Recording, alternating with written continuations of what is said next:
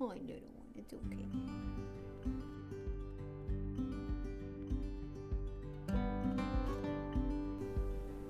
One of the most important ways I prepared for postpartum was to decide what supplements to take. I was told, like most mothers to be, to continue taking prenatal vitamins during postpartum, but is that enough? If you're preparing for postpartum, you're in the right place. I'm the Mama NP, mother to 4 and currently 3.5 months postpartum. Today, I'll share the supplements I've been taking to make for the best recovery I've had so far.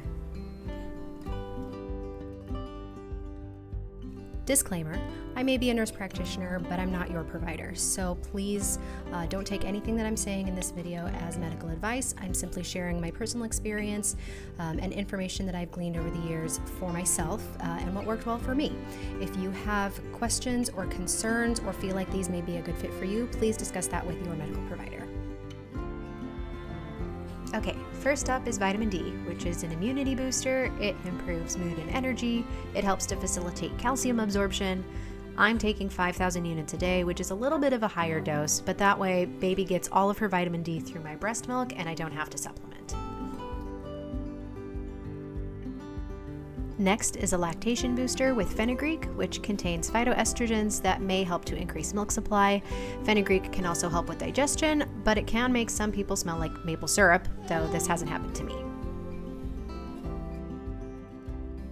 The next supplement is fish eggs.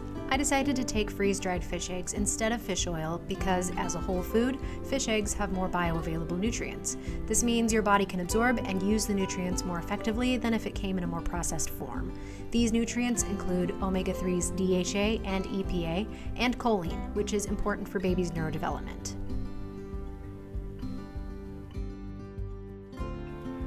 Next up is beef liver, nature's multivitamin. It's packed with B12, iron, folate, and vitamin A.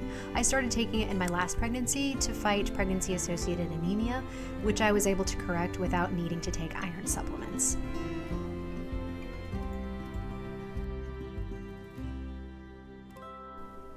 The next supplement is a combination of beef uterus, ovaries, fallopian tubes, and placenta. Ancestral practices suggest eating organs according to your physical condition.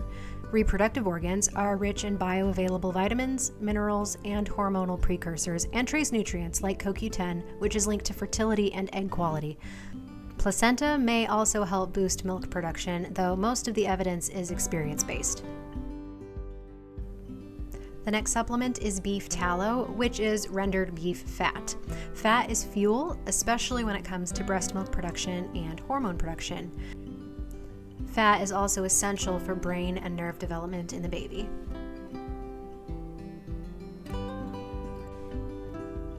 The next supplement is desiccated bone marrow and cartilage, which again, as a whole food supplement, it's high in bioavailable calcium, collagen, both of which are used to support bones and repair connective tissue.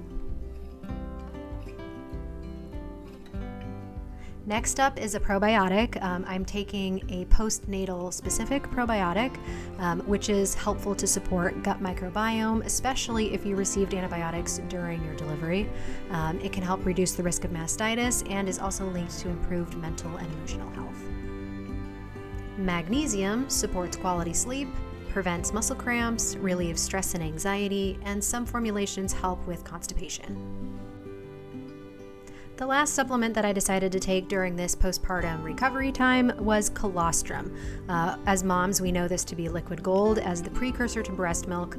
It is highly nutrient dense. It has a huge amount of antibodies for immunity support, for gut healing. It significantly helps to reduce systemic inflammation. And so I found this to be really useful, especially in the earliest days of postpartum. I took it in capsule form, but as you can see, it also comes in a powder, which you can add to drinks. So my bonus supplement is chasteberry, which is also called Vitex. I started this around 6 months when I was hoping to get pregnant again, and I plan to do that again this time around. So I just want to note that I did take half of the recommended doses of all of the organ supplements because I also focused on eating nutrient-dense foods, which made the supplements also more cost-effective. So all of this was just my experience. My postpartum bleeding stopped completely by 2.5 weeks. My energy level was basically back to baseline by 4 weeks. I've had no issues with over or underproduction of breast milk. And most importantly, I have a happy, healthy baby. Feel free to leave any thoughts or comments below. I'd love to hear what your biggest postpartum concerns are. As always, thanks for watching, and I'll see you in the next one.